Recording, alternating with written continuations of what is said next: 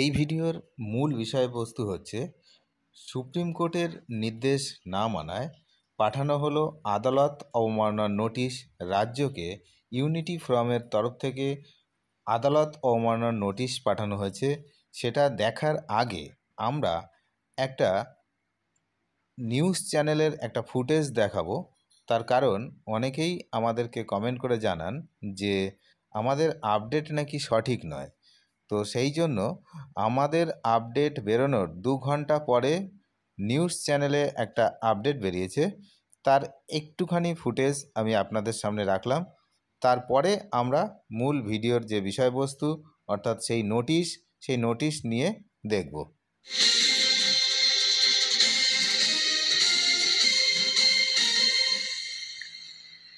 এই মুহূর্তে যে খবরের দিকে নজর রাখবো, ডিএ নিয়ে 6 মাস সময় চাইলো রাজ্য। 6 মাস সময় চেয়ে সুপ্রিম কোর্টের রাজ্য 25% অতিরিক্ত ডিএ দিতে সময় চাইলো রাজ্য। আরো বিস্তারিত জানাবে অর্ণব হাজরা রয়েছে আমার সঙ্গে। অর্ণব, দেখো, সুপ্রিম কোর্টের বিচারপতি সঞ্জয় নির্দেশ ছিল ডিএ মামলায় 25% বকেয়া দিয়ে তা 6 সপ্তাহের মধ্যে সরকারি কর্মচারীদের দিয়ে দেওয়া এবং সেই নির্দেশের মডিফিকেশন অ্যাপ্লিকেশন বা সাময়িক পরিবর্তন চেয়ে রাজ্য একটি আবেদন করেছে সুপ্রিম কোর্টে।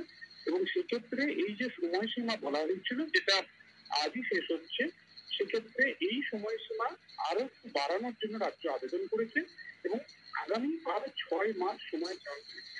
যেহেতু রাজ্যের অর্থ বছর 2025-26 ইতিমধ্যেই বাজেট অ্যালোকেশন হয়ে গেছে এবং সেই বাজেট বরাদ্দে কোথাও অতিরিক্ত টাকার সংস্থান নেই, তাই রাজ্যকে এক্ষেত্রে ঋণ নিতে হবে। এই যে প্রক্রিয়াগুলি রয়েছে, প্রক্রিয়াগুলি জটিল প্রক্রিয়া, সেই জটিল প্রক্রিয়ার কারণেই রাজ্য চাইছে বেশ কিছুটা সময় এবং সেই সময় দিয়েই ইমডিফিকেশন অ্যাপ্লিকেশন রাজ্যের তরফ।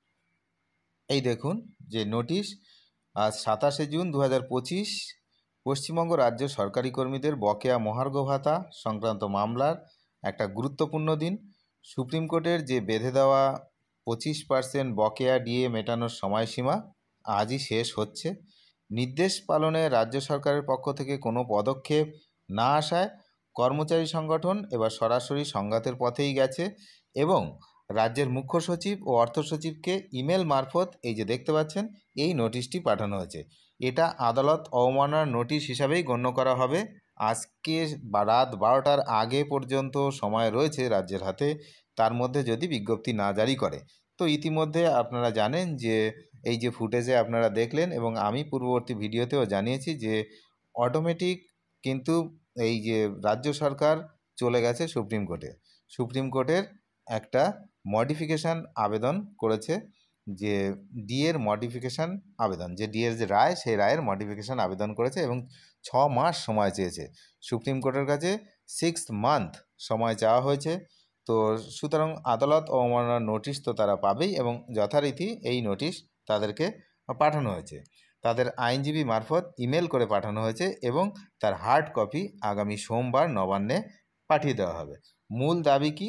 নির্দেশ মেনে অবিলম্বে বকেয়া যে 25% ডিএ তার জন্য যে বিজ্ঞপ্তি জারি করতে হবে।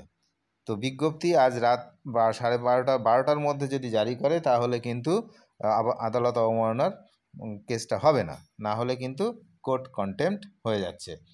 আজ যদি নির্দেশ পালন না করা হয়, তাই এই ইমেলটাই, এই যে ইমেলটা করেছে এই মেলটাকেই আদালত অবমাননার নোটিশ হিসাবে সামিল করে গণ্য করা হবে। আর সোমবার নবান্নে গিয়ে যে কথা বললাম এর হার্ড কপি জমা দেওয়া হবে। আমরা তো পুরোটাই নজর রাখছি, আপনারাও নজর রাখুন আমাদের চ্যানেলের দিকে। চ্যানেলে যারা নতুন তারা অবশ্যই চ্যানেলটিকে সাবস্ক্রাইব করে সঙ্গে থাকবেন, তার কারণ ডিএ সংক্রান্ত লেটেস্ট আপডেট সবার আগে কিন্তু এই চ্যানেলেই পাওয়া যায়। ধন্যবাদ।